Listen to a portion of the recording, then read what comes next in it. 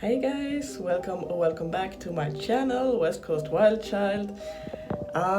Yes, there is a lot to say about China, about the people, about the country in itself. Before I say too much, I will just a little disclaimer before people get offended. Well, first of all, it's based on my own experiences. This is how I felt, how it was for me. I'm not saying it's gonna be like this for everybody. I'm not gonna say that everybody is gonna feel the same way as I did. Yeah, this is my honest opinion about things, and yeah, hope you enjoyed the video.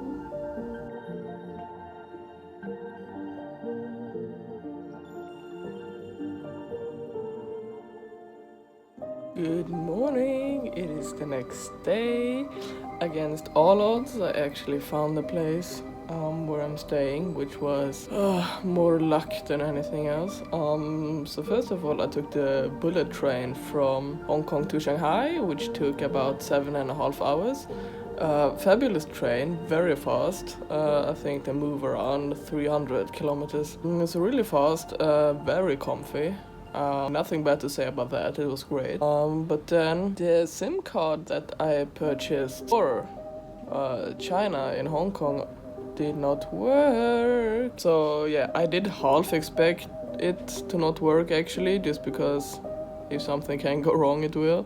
So it didn't work. The problem is I can't use Google Maps first of all, only because I don't have data, because it's bloody blocked here, and without a connection I cannot make my VPN work, and without the VPN my maps doesn't work. So yeah, it was a whole thing.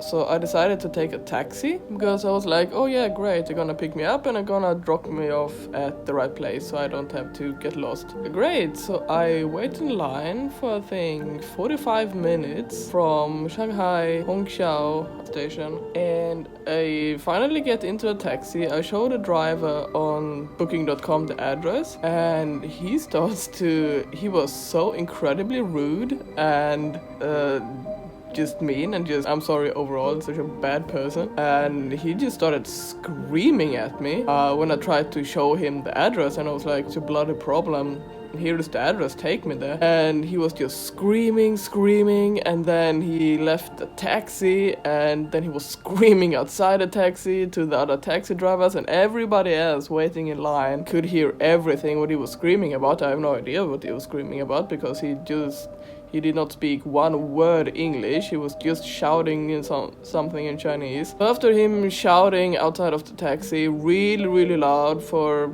a few minutes, he opens the door, the taxi door, gives me back my phone, because he took my phone to show the other drivers what I tried to show him. And apparently they were a bit smarter than him, so they understood that there actually was an address that I tried to show him.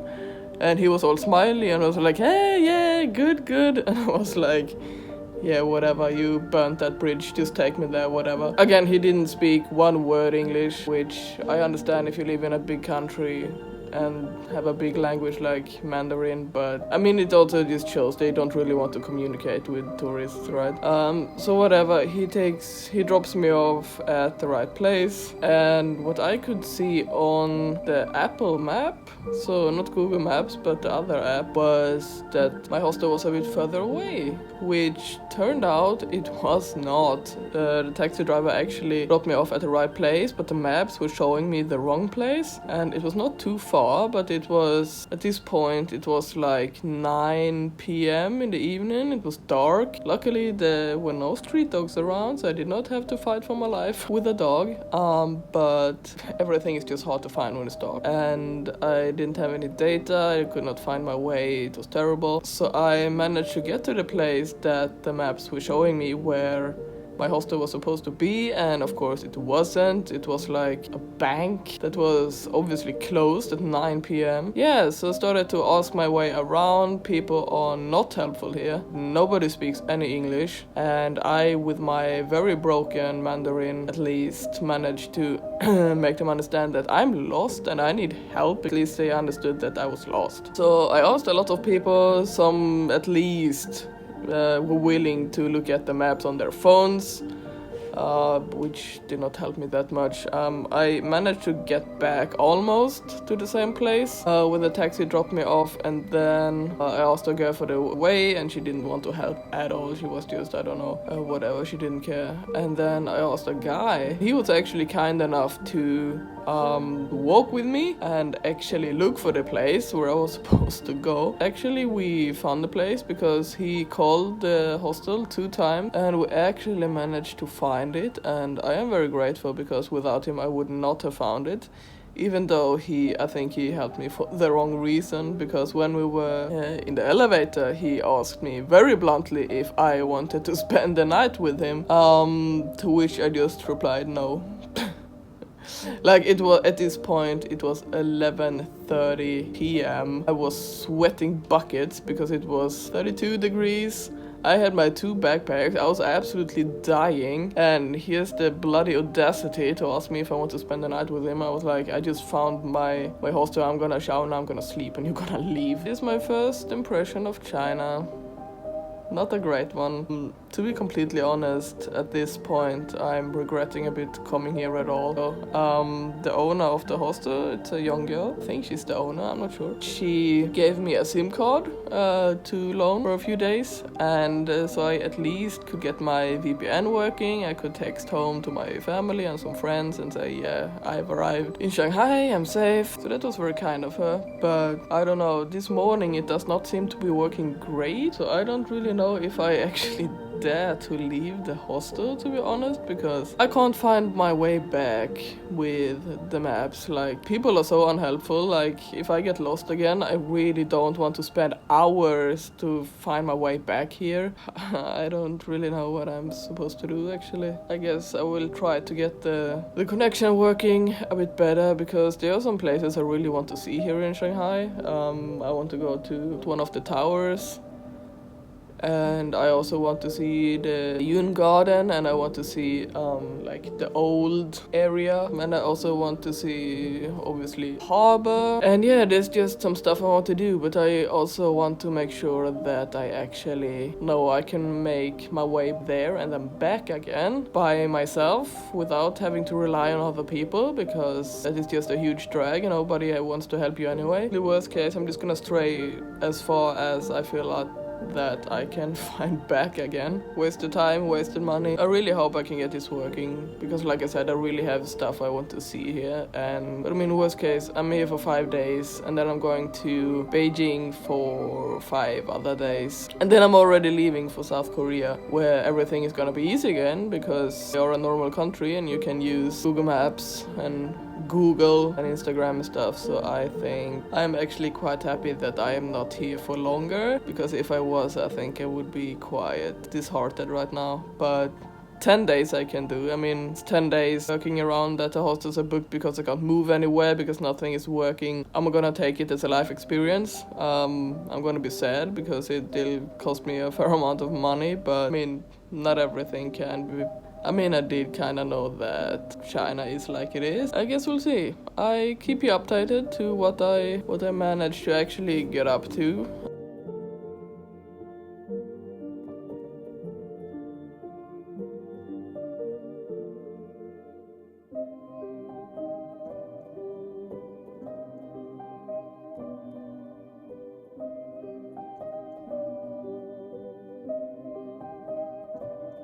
I managed to do what I set out to do today. I got help with getting a VPN that actually works without a Wi-Fi, and I got a SIM card so I don't have to use the one that I borrowed, which I have to give back. And I took out some cash, I found some food, it was great food. I don't know if people working in the restaurant, if they were laughing at me or with me, or if they were just being themselves. It's hard to say. But yeah, I would say people have definitely been more helpful today, which might also be because I now can use Google Translate app, which makes communication a lot easier, because like I said, people here don't speak any English really. But yeah, I mean, perks of living on the 29th floor is that you have a view like this. That's over there is cool. Over there is the river. And yeah, I'm just too tired to explore today. Go and do that tomorrow, but at least now I can. Stay tuned for some sightseeing tomorrow.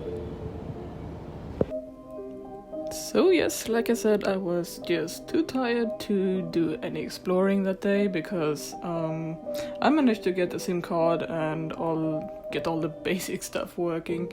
However, the perks of staying on the 29th floor is you have an excellent view about everything basically, and also I would say the hostel itself was pretty run down, but I mean the views were amazing, and it was also really close to the harbor actually.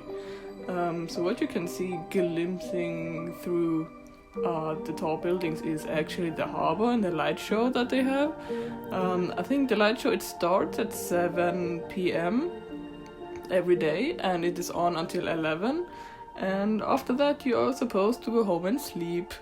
And this is the City God Temple. It was the one you saw the shot of before from above, actually quite close to the hostel, and this is my favorite place that I went to in China overall. Like, this temple was amazing. There were a lot of smaller temples as well.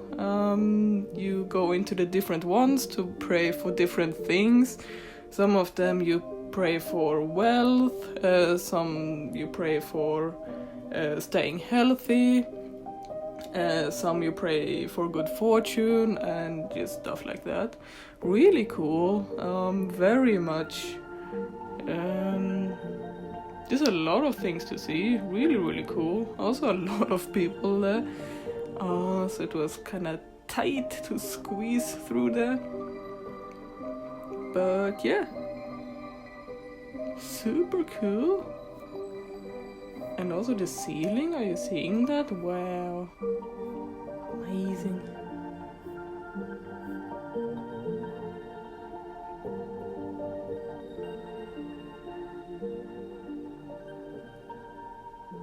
This is one of the bigger temples. It is a golden Buddha statue and this weird guy with hands for eyes. Super weird. And yeah, basically you can just walk around here for hours and hours, which is what I did. Because not only do they have temples, but they also have amazing shopping. And I love shopping. So this is like the main square. And just wait until you see this at night, because it looks super cool now, but it's even more cool at night when everything is light up. But yeah, this is what it looks like during the day. There is a lot of shops doing a lot of, I would say, more traditional things that you can buy for souvenirs. And yeah, I don't know, I just really liked the buildings and the look of everything.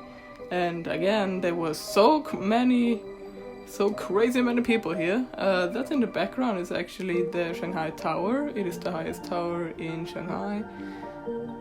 And yeah.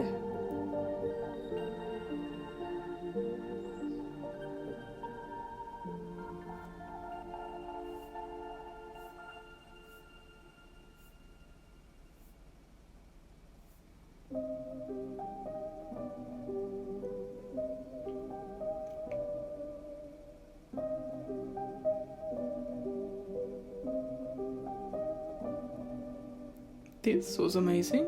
I mean, who doesn't like bubbles? Bubbles, bubbles, bubbles. And this is the Yew Garden. It is pretty close to the City God, what I remember. At least I walked here by foot and it wasn't that far. And this is more like a botanical garden actually, and it's super, super cool. I can't remember how old it is, but it's really, really old. And super beautiful. It would have been very serene.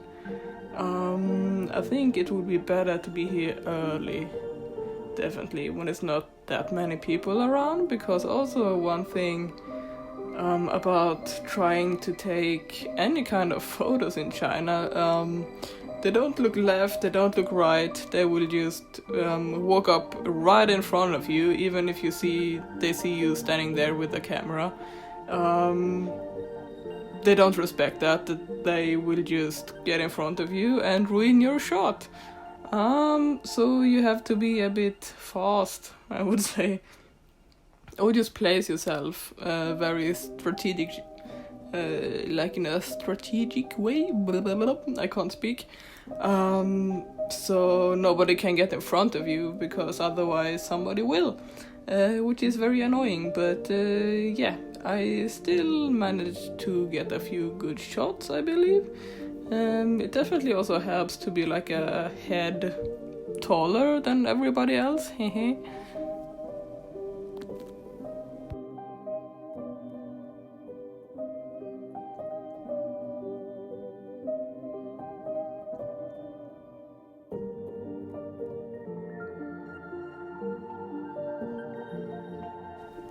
So yeah, I have to say this garden was really, really beautiful. But again, it's a bit hard to actually get any good photos because people keep on standing in your way. But I mean, also I was here a bit late. I will say I was here just before they closed almost, and which means it was packed with people. So definitely come here early. Look at these ducks, how fun they are. They have a little floof on their head. And yeah, overall just a beautiful garden. Really, really nice. Just really also something I had on my bucket list. Like I really wanted to see like a Chinese garden. And this is the Shanghai Harbor. This is before the sunset. I was there a bit early because I wanted to secure a good spot. And yeah, here you can see that the light show is starting. I guess it is around 7 p.m. here. It will get darker than this. But yeah, super nice. Also, it's not only the buildings that are shining, but also the boats. At least some of the boats, they are very much alight with an array of colors, and they are just super, super cool. I mean, look at that. Wow, it looks like I don't know, the whole city is ready for Christmas or something. It was actually pretty cool. And yeah, one of those two buildings I actually stayed in. And yes, it was a lot of people. A lot of people. And yeah, it is a bit like the same feeling like in India, like there are just too many people and they get very, very close and they bump into you, they don't say sorry, and yeah, you just feel like, I don't know, it feels a bit tight, you feel trapped, I will say. So yeah, try to stay calm. So this is the City God Temple at night, and like I said, this is my favorite place I went to in China. Like, this was amazing. I absolutely loved it. It was not too crazy crowded, like it was very crowded, but at least you could walk somewhat freely, and you didn't feel like, you know, you're gonna get squeezed to death. So yeah, I really, really enjoyed this. I think it just looks so good. And there's also this Golden Temple, which I don't know if it had a special name or not, probably. I forgot. But yeah, and there's just all kinds of interesting shops around there, like everything from more traditional Chinese handicrafts to the more cheap touristy stuff. And this one, it is a chocolate museum, and these animals, like the animals and the ground they are lying on, is completely made in chocolate. And I mean, they are life size. Maybe not the giraffe and maybe not the elephant, but like the horse and like these are huge. They are super, super big. And I can tell you the smell in there, it smelled fantastically. It smelled, just the smell of chocolate. Oh my god, like I wanted to bite into this so bad. And also there was a free exhibition, like how chocolate actually is made. And also actually for you to be able to sniff the chocolate at the different stages, which was amazing. I very much enjoyed myself. They even had a little garden with candy flowers, beautiful. And yes, then I was out and about again. So this chocolate museum is actually inside of the city god temple or area, and I just stumbled upon it by accident. I'm sure you can Google it. And yeah, like I said, the shopping, amazing. If you have some money that you want to spend, then you can definitely go here and buy some gold.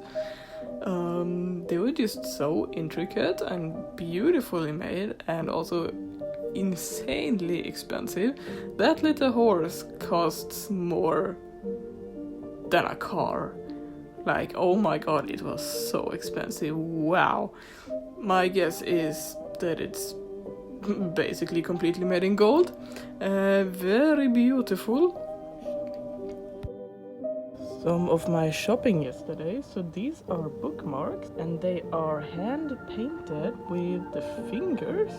So you use the long finger and the small finger to make these. Isn't that wild?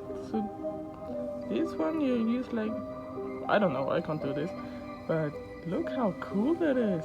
Well, apparently for the bigger ones you use your thumb or the side of your hand. The guy told me that I bought this from, but how cool is that? Oops, more magnets. The Great Wall that I have not seen yet. This is of Shanghai. And this one is for mommy. A little monkey keychain because I was born in the year of the monkey. Woohoo! They told me this is stone, but I very much believe this is plastic. But I mean, maybe it sounds a bit like stone. I don't think it is. Just a funny little thing. So this is the Shanghai Tower, which is the tallest building in Shanghai, and the building that looks like a can opener. It's actually the World Trade Center. No, the Shanghai Trading Center. And yeah, this is from the Pearl Tower. I think I was queuing for this 2 hours. You need to wait a while to get in here. And the view, first of all, is great. There's, again, just so crazy many people doing the same thing. Yes, in one of those skyscrapers I stayed. And it feels like I was there with basically the whole rest of Shanghai, because it was so many people and it was super, super tight. And it was very, very hard to get a spot at the windows. But I still managed to get some footage at least. And yeah, I mean, what can I say? A big city like this at night with all the lights, it is really, really cool. And it's actually one of the main reasons why I wanted to go to Shanghai, because I wanted to see the harbor, I wanted to see the light show. And yeah, no, I can say that I have, and it was beautiful. Would I do it again? Not anytime soon. There are just too many people, and yeah, it's also just the way that it works here, that it's just too tight and everybody's running into you and they don't keep the distance and you don't feel very seen. I found some food, and then I took the ferry back over the river. Again, this footage would not have been possible without me being a head taller than everybody else. I made a friend today. I'm just back from the Pearl Tower, which was great except for I was there at the same time as the rest of Shanghai, it felt like. But in the toilet, at the toilet, I met a maybe 10, 12-year-old girl, and she held the door open for me, and I told her "shishi," which means thank you. And she was like, "Oh, you speak Chinese?" And I was like, a little bit. And then she was like, "Oh, you are so beautiful." And I was like, "Oh, thank you, you too." That is the nicest thing a Chinese person has said to me so far. And I've been there now for 4 days, so whoever you are, 12-year-old girl, you are awesome, you are smart, you are beautiful, and I really appreciate you.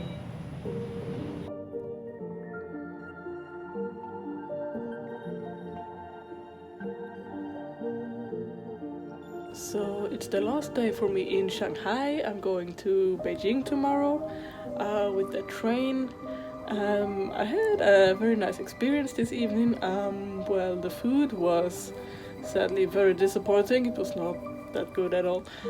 But I sat next to a family, mom, dad, and 2 kids, and they were so cute. And the daughters, what can they have been? The youngest was maybe 8, 9. And they asked me for a selfie, and we texted. I and the mom, we texted on our phones on a translate app because my Mandarin is not that good and their English, I mean, it was okay, it definitely worked. It's always fun when people actually want to interact with you, because I feel like that has been something here that is a bit hard. But yeah, I think it's important that, I mean, China is such a big country and there are so many people living here that I would actually be surprised if it was only people like this insane taxi driver running around. I mean, some people definitely, they just don't like you, they don't want to engage with you, even if you use a translation app, they will not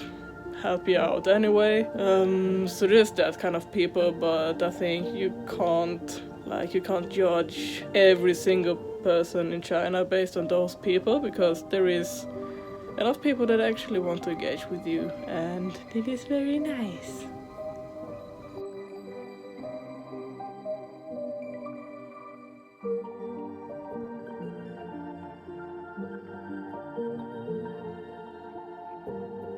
I made it to the Summer Palace in Beijing. I was actually here with a guy I met in the hostel, and we went here. It was super hot, but really nice. I mean, I wouldn't mind to be a crazy rich empress and have this as like my summer place. Like, why not?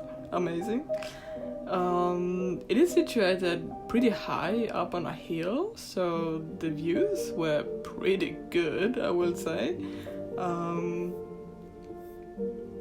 I can't remember how old this temple is. I'm sure I can Google that.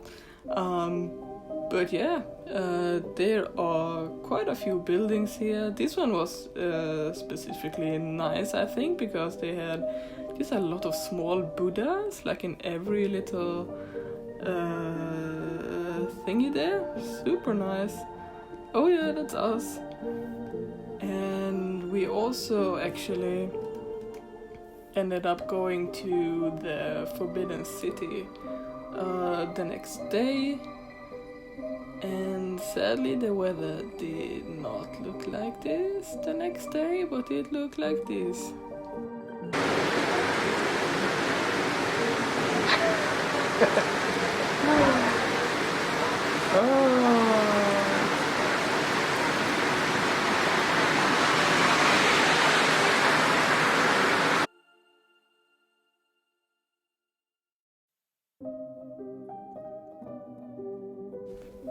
And it kept raining and raining.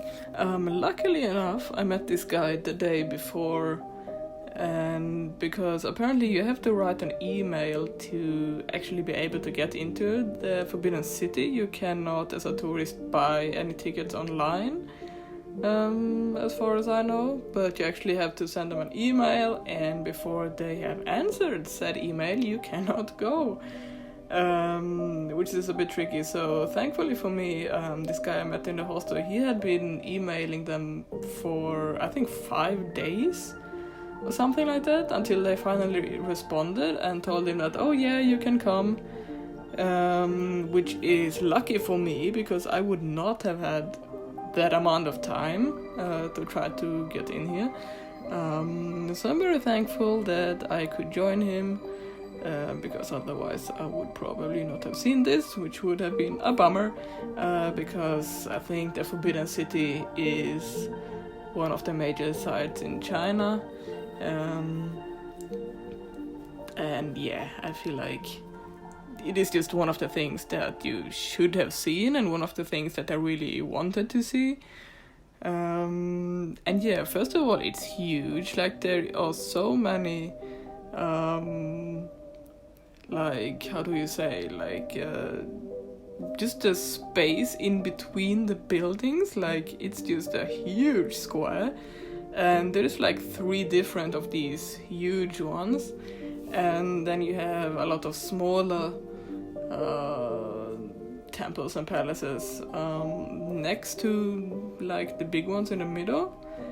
But yeah, it was super cool, even though it was a bit sad that it was raining so badly. I really think it helped with the crowds though. Like, there were not that many people around, which for once was actually really nice to be able to move a bit more.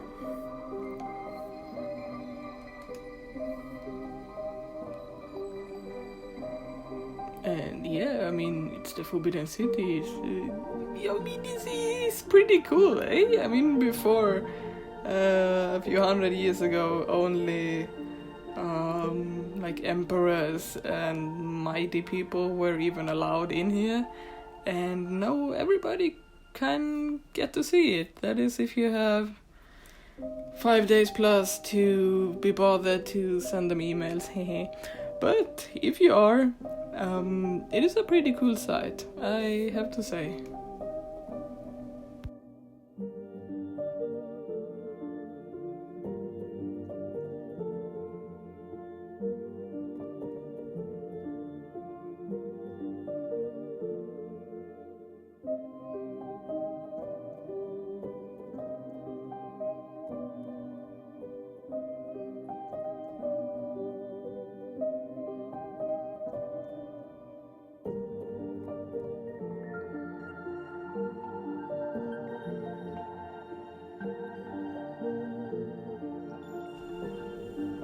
So after the Forbidden City, like, this is still one of the parts of the Forbidden City. This is kind of the garden.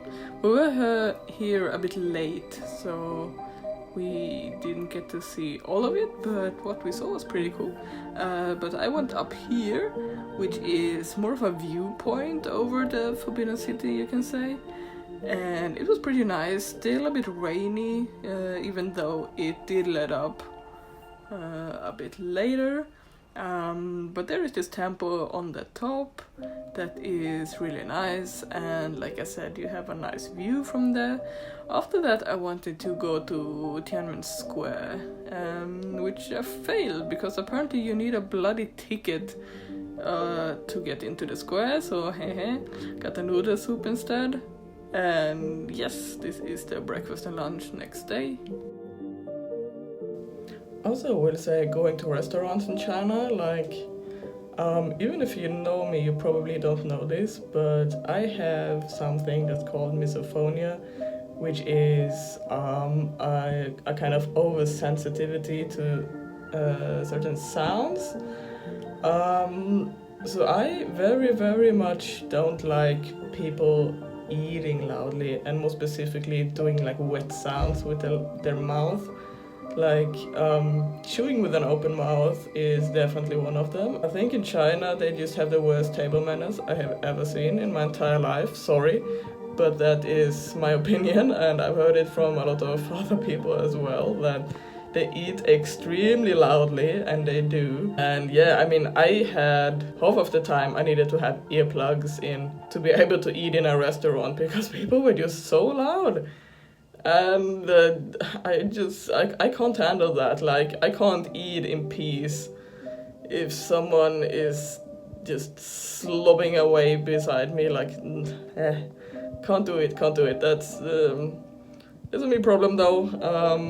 I had this for many years. It's hard to deal with sometimes, and it affects me every single day of my life. And yeah, sadly there is no cure for misophonia, so it's basically doing the best out of it. You can go to therapy to try to handle it better, because what basically happens if I hear someone eating very loudly, it triggers a response of deep disgust and anger. It's like someone who is mortally afraid of spiders, okay?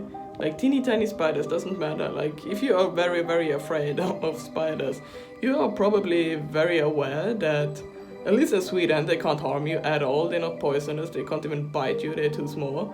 But you're just definitely afraid of them. And misophonia is the same thing. Like, you are very aware of that this sound or whatever, it's not gonna hurt you, obviously, it's just a sound. But it still triggers a response in your body that is similar to, I mean, if someone walks up to you on the street and slaps you in the face, your body will have a few responses. You will get adrenaline, your blood pressure will go up, and just a lot of things for the body to prepare itself, like, oh shit, I have to protect myself, something bad is happening. And misophonia is basically like the same thing, like it triggers the same kind of responses in your body. Like when I hear someone eat very loudly, like my blood pressure goes up, I get stressed, I get adrenaline. I mean, the body does not know a difference if I just got slapped or if I just find a sound disgusting. Like it's gonna trigger the same response. And just because it is not real for you, it is very real for me. And that is something that I feel like is very hard to communicate to some people, which is why I basically never talk about it. Like for me, this is very hard to talk about. When you feel like I made myself talk about it, like it's such a big deal for me. And if I then am met with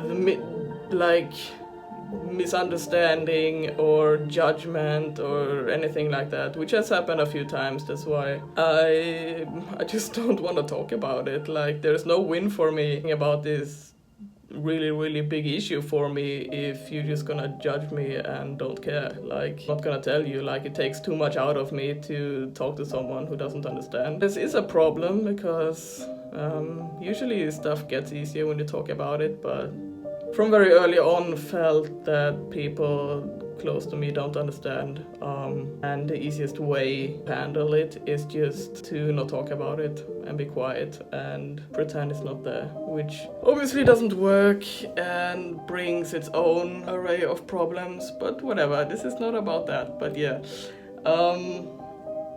earplugs while eating in China, yes, always. And also them spitting around in trash cans and stuff, like when people are brushing their teeth at the hostel, like there are so many sounds coming out of these people I don't understand. Like, aren't we civilized? And then the next day it was finally time for the grand finale, the Great Wall of China. There are different parts of the wall that you can go to. We went to Badaling.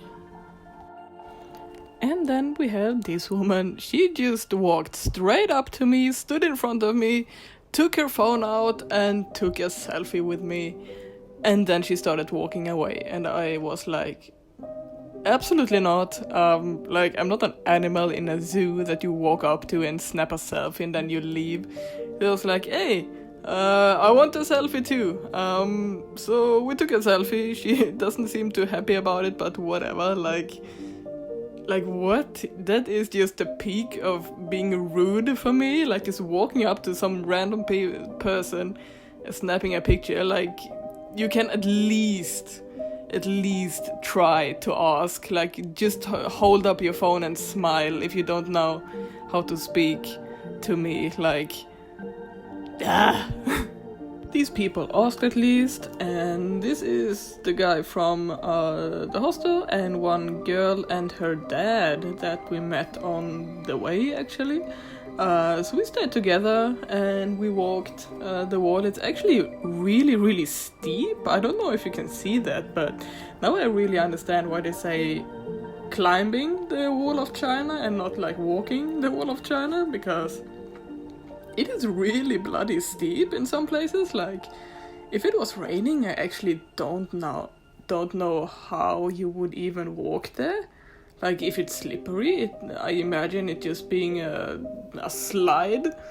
But yeah, the views were great. It's actually a very hilly kind of landscape, so it's very nice to see, very beautiful. And oh my god, these umbrellas everywhere, and people not caring if they are in your way. Trauma.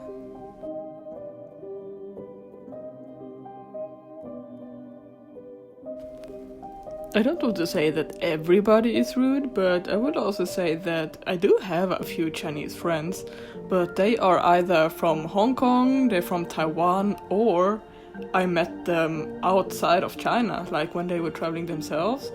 And I feel like it's a very big difference if you meet a Chinese person like outside of their own country, because usually like they are open to new people, they usually speak English, and it's just a very different experience. While as I feel like a lot of Chinese people that you meet in China are not really interested in foreigners and having any kind of exchange, so that's that.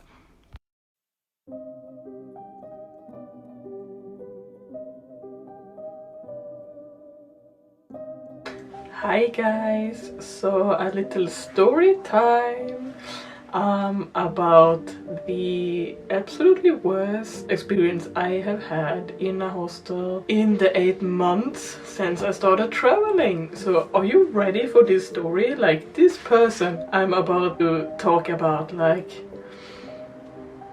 okay, let's just get into it, because this story is it's all about the details. It's all about the details.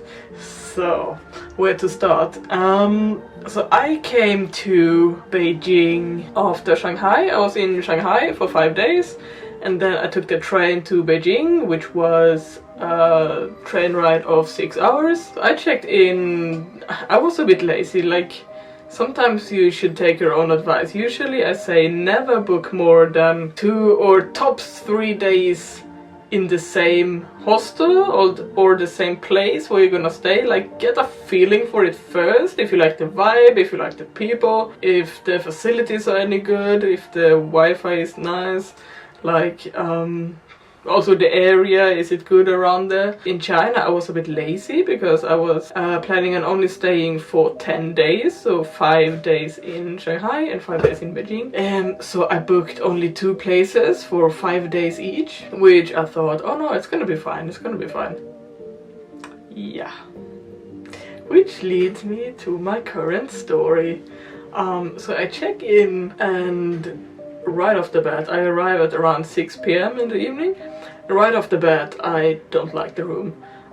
There are really big windows, like at the end of the room, and my bed was right next to the door. So the light from the common area that was right outside would shine into the room, which wasn't very nice. And yeah, I mean, people were talking, they were happy, they were laughing, they were pretty loud. But there is this one woman staying in this hostel. She is a Chinese woman, maybe around 60 years old, like an elderly woman, I would call her. And like immediately when I entered the room, she so there was the beds were like lined up against the wall, and on the other wall there was a table where you could sit, and this woman would sit at this table all the time, all the time. The only time she would leave would either be to go out smoking or to go to the bathroom and spit out the largest amount of mucus that you have ever seen, and do it so extremely loudly that Okay, so I check into this room and she's there and she sits at the table and she just stares at me, and at this point I was tired. I had to fight with another taxi driver, even if it wasn't as bad as the first one. So I was like, yeah, you can stare whatever you want, I don't care at all. Like, I'm so tired of your attitudes here. And hey, it continues with, I wanted to, like, I had a bit of a headache, so around 10 I wanted to go to bed. Which I did. The lights were still on because she was still sitting at the table with her phone, playing music, singing to that music. Not good, mind you, she could not sing. And already there you know what kind of a person that is. Like, if you are in a hostel and you sit and play music loudly and you sing to it, like, you don't do that. Like, go out in the common room, make some friends, go outside. You don't do that in the room, because that is literally where people go to have a rest and maybe want to sleep, because I mean, you're paying for a hostel to sleep, right? But yeah, she's sitting there, she's playing her music, she's singing. I still managed to fall asleep somehow, and I think I woke up at around 1 p.m. So say I slept for maybe, it took me a while to fall asleep, so say I maybe slept for like 2 hours, 2.5 hours, and I noticed that the lights are still on. So I just turned around because the table was literally just right next to my bed. And she's sitting there with a phone, just putting some music on, and the lights are on. And I was like, no, absolutely not. So I go up, ask her, can we turn the lights off? And she just stares at me blankly, like she doesn't even really see me. So I was like, okay, whatever. So I just reached behind her and turned the lights off, because I was like, I'm gonna sleep and you will respect that, because it's 1 p.m, like it's not even early. What she does is turn on the flashlight of her phone, of a cell phone. Which, I mean, why do you have to do that? She's literally, there is still light coming in from the common area outside. It's not like it's completely dark in the room. And why do you need a flashlight? Like, she's sitting and listening to music, you don't need a flashlight for that. Like, the screen on your phone is still gonna shine, no? Oh, what she also did a lot during the night was go up. Like, she would be in bed, go up, and just cough up lots and lots of mucus, and so loudly and so disgustingly, like it was almost like she was throwing up like 5 times a night. And it was literally this and it was so disgusting. Like, why do you have to do it like that? Like, at least go to the bathroom. Like, I understand if you need to get some shit out, but like, if people are sleeping in the room, you don't do it like that. That is disgusting. So yeah, she would do that, and what she also would do was, like, after people would go to bed, usually at around 1 p.m, that's when she would start to go in and out of the room. In and out, in and out, in and out, maybe like 50 times a night, like constantly, in and out, in and out, in and out. No fucking idea what she did. Really annoying, because literally my bed is right next to the door, so every time she opens the door, not only is the light coming in, but also she doesn't close the door in between going in and out. So literally I'm sleeping with the door open. Like, I don't want that. So at one point she actually managed to lock herself out, and she was like knocking on the door, like, yeah. And I mean, there is I did not go up. I did not go up to let her in, and nor did anybody else. Sadly though, I think you could get in also if you had the code, like the combination for the lock. You didn't necessarily need the key, because she did sadly manage to come back in. I was so sad. I would have wished that she just could take one of the couches out in the common room and like fall asleep there and let the rest of us be at peace, but no. This happened for 3 days. Honestly, I'm so annoyed with myself that I didn't change the room after the first night. But the thing is, because I only had 5 days in Beijing, I had a lot of plans, I had a lot of stuff I wanted to do, and I didn't really feel like I had the time to be bothered with this. I was like, whatever, I'm just gonna be out the whole day, come back late, and then I'm gonna be tired and I'm gonna fall asleep and it's gonna be fine.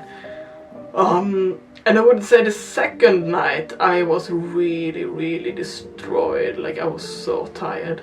And I would say that night I actually slept alright, but the next one I'm spitting in the trash can so loudly, playing her music, and I was like, no, there's no bloody way I'm dealing with this.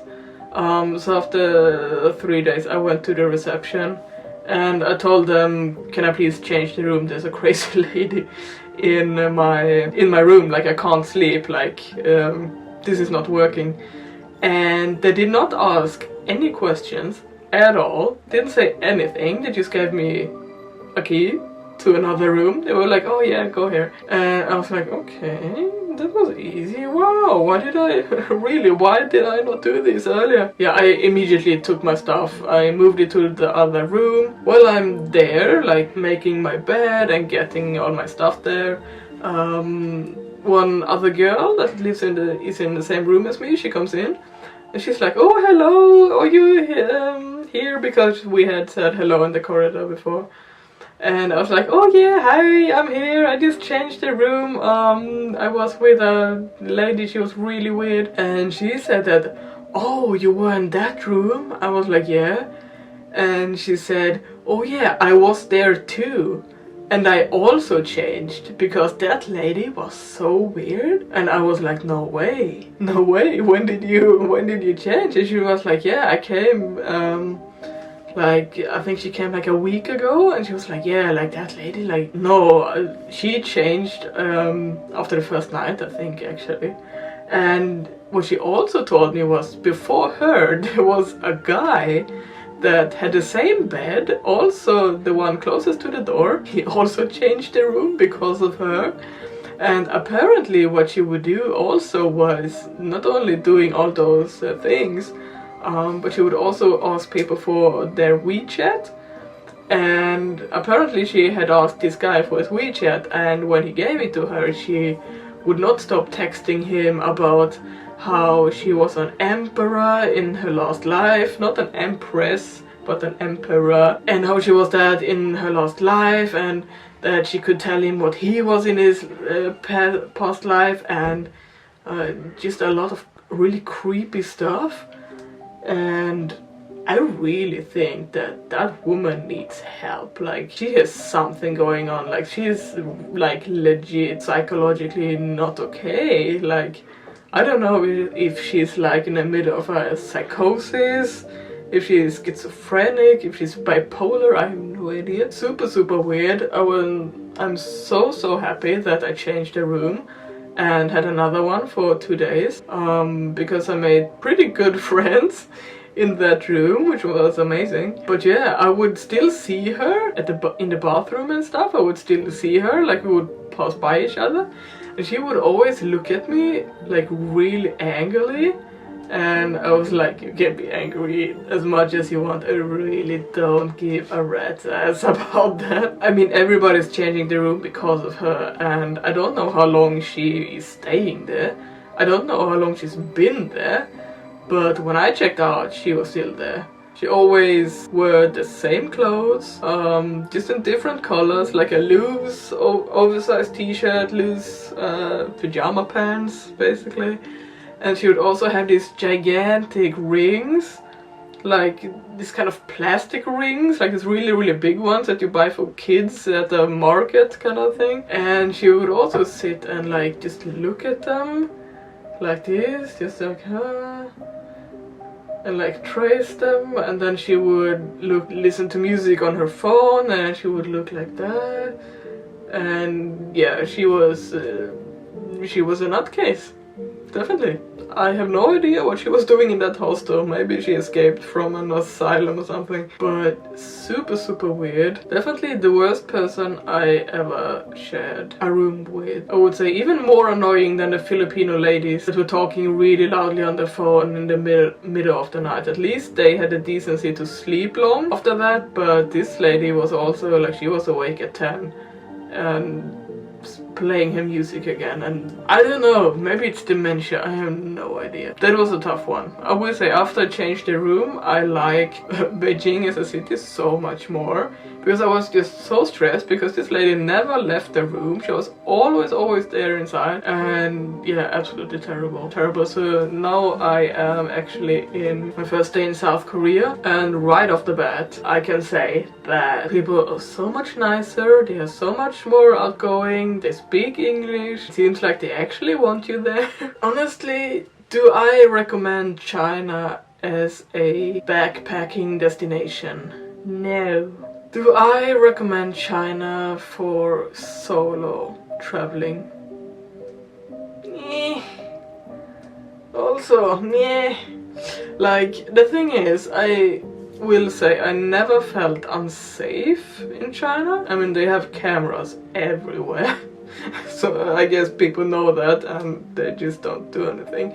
But I never felt unsafe, it's not that at all. It's just a feeling of being very unwelcome. I did not feel welcome when I arrived and the taxi driver was screaming at me and I was running around lost in the middle of the night. And it took me like 2 hours to find my hostel, and I did not feel welcomed when I tried to order food and people would like laugh at me and I would not know, is it because they think I speak bad Mandarin, because I know it's not good, but at least I'm doing the effort, you know?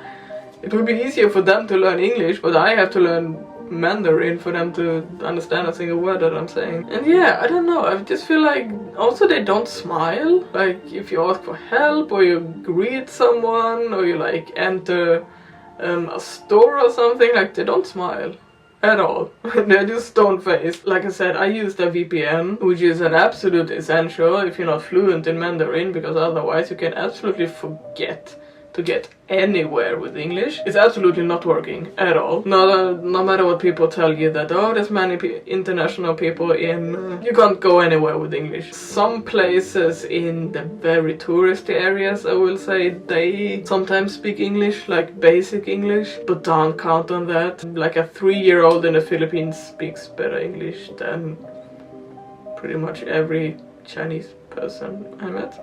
And that is the truth, and I'm not gonna hold back on that, because I had a really hard time communicating anything, and that is with Google Translate. Worked very well, I will say, but even if you have that, some people are just not interested in helping you. It's not even about the language, it's not necessarily about, I don't know if it's about taking their time, like if they feel annoyed that they have better things to do. I would say a lot of people just don't see why they should help you, they just don't want to. As a solo backpacker, as someone who enjoys to meeting people and exchange stories and talk about culture and stuff like that, and if you just get this very cold, if people just are very cold when they meet you and they don't want to talk, they don't want to be around you, they don't want to connect. Yeah, I don't know. No, I would say recommend it. No, I don't. For reasons. First of all, China is expensive. The visa is expensive. Food can be okay, but it can also be very expensive. Taxes are expensive. China is not a cheap country to travel. I paid for the visa, I paid 940 Hong Kong dollars, which is around 120 euros. Already there it's a lot. It's expensive.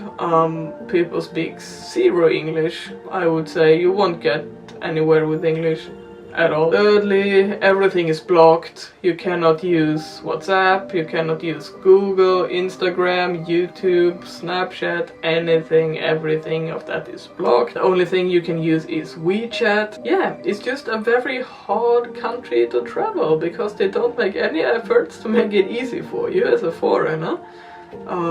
because I think they don't really rely on tourism. They don't need it that much, and they clearly don't like it, I will say. Like, you feel very unwelcomed in a lot of places.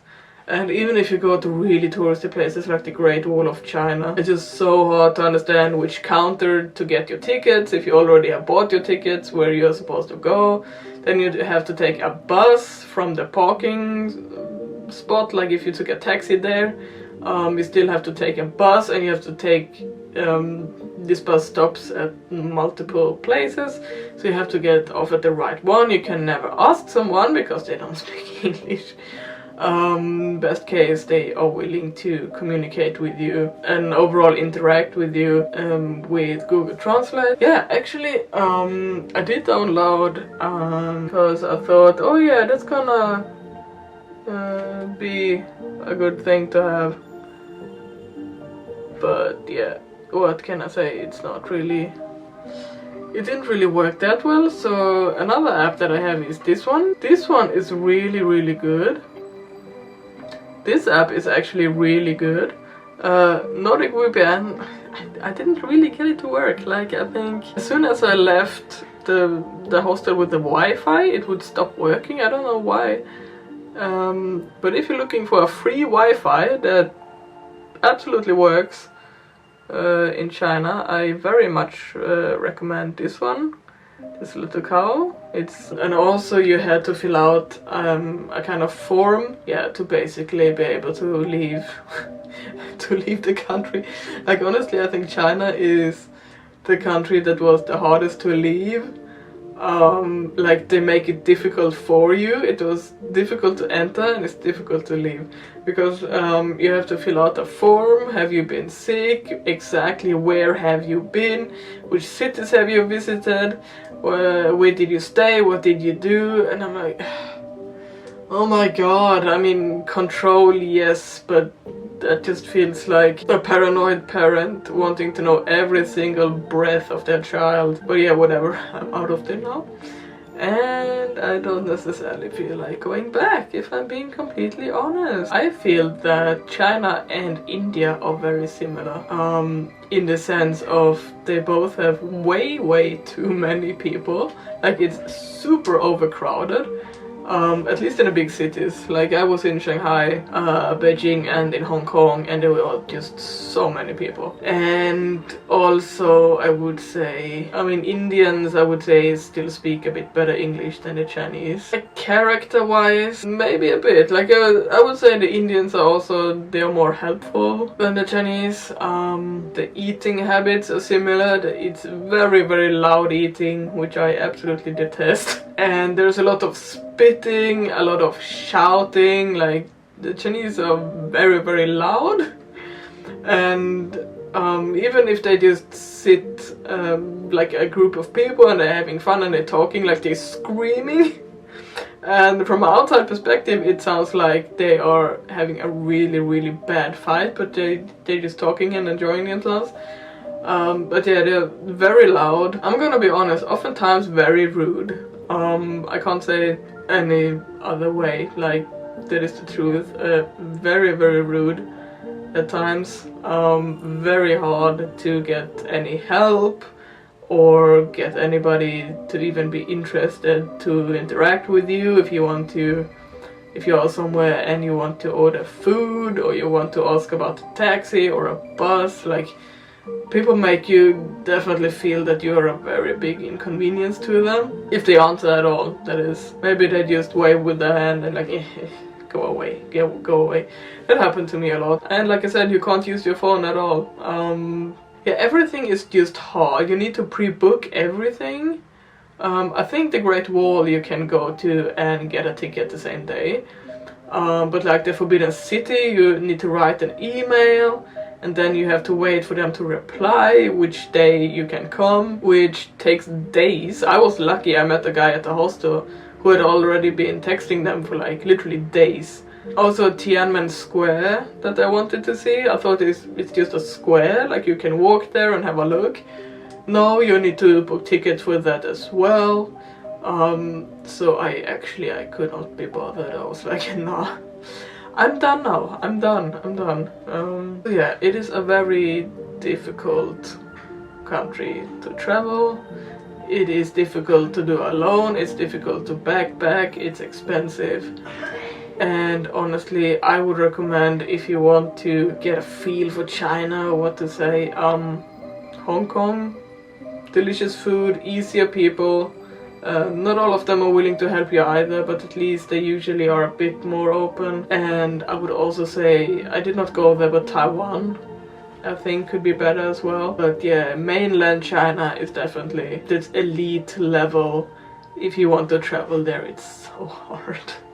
So I don't recommend it. I don't. And otherwise, go to Hong Kong, go to Taiwan. Don't go to the mainland. I mean, I've been traveling now for 8 months. And China definitely was the biggest challenge so far, and by biggest challenge I mean by far the biggest challenge, like, oh my god. And yeah, I'm not just saying that you should not go to China because it's great, but I would definitely, if I would ever go back, which I don't think at this moment, unless I'm visiting a friend maybe, that would be to actually book a group tour where they book, the tickets for you, and they take you places. Like, you don't have to interact that much with people, and you don't have to struggle with knowing where you have to go, where you have to pick up your tickets, where you can even buy your tickets, where you should send emails to for days without getting an answer. Like, everything is just super hard, and I feel like, yeah, what can I say? The overall feeling I had in China is that they don't like foreigners, they don't want you there, they don't bother to make anything easy. English basically does not exist, like, people don't speak it at all. And nothing is translated from the menus to the ticket offices. Like, there is a very, very big lack of English, and I'm not saying that everybody has to speak English, obviously. I'm very aware that not everybody speaks English. And I've been in a lot of places so far during my travels where people don't speak it. But the difference has been that they actually still want to help you as a person. So even if you can't communicate verbally with someone, say they don't speak one word of English and I don't speak their language, but they're still willing to help, like, you can use sign language, you can somehow make yourself understood. But in China, I feel like they just don't bother. They don't care at all if you are lost, if you don't know where to go. Like, it's not their problem, and they're gonna make it very clear to you that it's not their problem and they don't want to help you. And yeah, I met a Chinese guy actually in the hostel where I was in Beijing, and he is Chinese, and he said himself that sometimes he has problems with people not wanting to help him out because they just can't see any gain with helping someone else. And I think that's such a weird mindset. But yeah, I mean, China definitely is a bit rough. I mean, there's so many people in China, and I would say, like, overall my experience is that people are rude. Like, sorry, not everybody. I met some nice people as well, but I would say the majority of people are just either very uninterested in interacting with you at all, or yeah, I don't know, they just don't like you. And I mean, there are many people, they bump into each other, they don't apologize if they run into you. And at first I thought it was because I'm a tourist and they don't apologize to me. But after watching them for a while, like, no, they don't apologize to each other either. Like, if you bump into someone, they don't say sorry, they just continue walking, which I just also think that's just an unnecessary thing to do. Like, I mean, I do understand that it's very populated and a lot of people, but it's just not nice. Like, if you don't, I don't know, you just don't feel seen at all. And also waiting in line is a concept that, I mean, even in Southeast Asia, standing in line is a bit of they don't necessarily do that, and China is the same. If you're standing somewhere and you want to order something and you're thinking a bit too long, somebody is just gonna wrestle their way in front of you and order before you. and that's just how it works. But it's also not a great experience as a tourist, to just be wrestled back when you want to order something. And yeah, it's just a lot of stuff like that that makes you feel very, I at least felt very unwelcomed. So there you have it, you guys. Hope you still enjoyed the video. And yeah, the next video will be about South Korea, which I'm very excited about because actually I already am in South Korea. And don't know if you can see that. Yes. So yeah, if you want to see that, then stay tuned. Bye.